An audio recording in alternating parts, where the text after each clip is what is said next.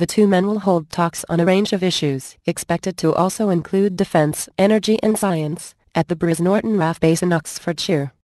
Sources said Mr. Cameron would urge a more flexible EU during the meeting. But a source close to Mr. Hollande said he was unlikely to back changes to EU treaties to bring this about by 2017. Mr. Cameron's Conservative Party is promising to hold an in-out referendum on the European Union by the end of 2017 if it wins the 2015 general election. Before this takes place, the Conservatives want to renegotiate the UK's membership, returning more powers to the UK in areas such as immigration, welfare and justice. Optimistic, this is unpopular among Mr. Hollande's ministers, according to BBC Europe editor Gavin Hewitt, who said, "They will not accept a Europe à la carte, where countries cherry-pick what they like."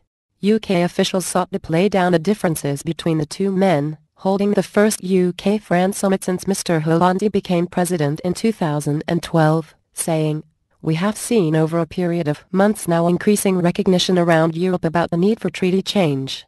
Every country will approach that from their own perspective in the usual way."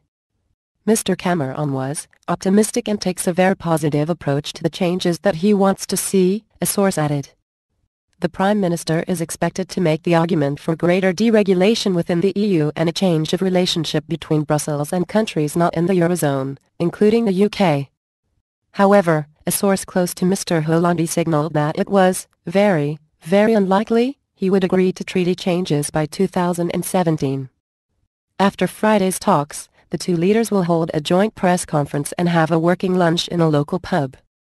The news conference will be Mr. Hollande's first outside of France since he split with his partner Valérie Trierweiler amid reports he had an affair with another woman.